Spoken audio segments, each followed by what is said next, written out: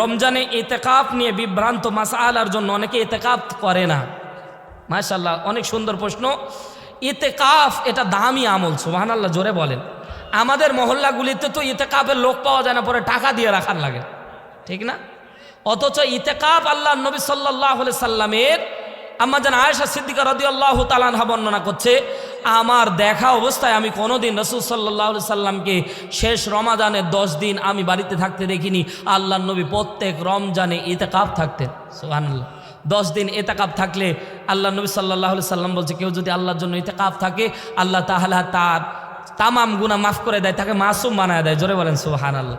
ইতিকাফ অনেক দামি আমল, টাকা দিয়ে ইতিকাফ থাকা লাগবে। এই অনেকেই মাসালার জন্য, অনেকেই আমরা ইখতিলাফের জন্য অনেকে ইতিকাফ থাকি না, কিন্তু ইতিকাফ থাকা যাদের সুযোগ আছে, কাজ কামের ব্যস্ততা নাই, তারা আমরা নির্দ্বিধায় ইতিকাফ থাকবো এটা নিজের জন্য কল্যাণকর। কারণ আল্লাহ নবী সাল্লাল্লাহু আলাইহি সাল্লাম বলেছেন 3টা আমল সরাসরি আল্লাহ তাআলার কাছে পাওয়া যায়।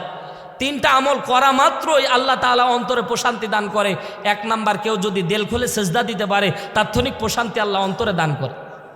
2 নম্বরে, কেউ যদি ইতিকাফ থাকে আল্লাহ তাআলা ইতিকাফকারীকে ডাইরেক্ট আল্লাহ তাআলা নিজ পক্ষ থেকে সাকিনা, আল্লাহ তাআলা অনুগ্রহ তার অন্তরে দান করে। জোরে বলেন সুবহানাল্লাহ। এটা যারা ইতিকাফ করে তারাই বুঝে, আর যারা টাকার জন্য ইতিকাফ আদায় করে এরা বুঝবে না, ঠিক না?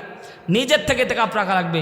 3 নম্বর, আরাফার ময়দানে কেউ যদি দোয়া করে থাকেন জোহর থেকে মাগরিব পর্যন্ত, আরাফার দোয়া করতে দেরি হয়, অন্তরে প্রশান্তি পেতে দেরি হয় না।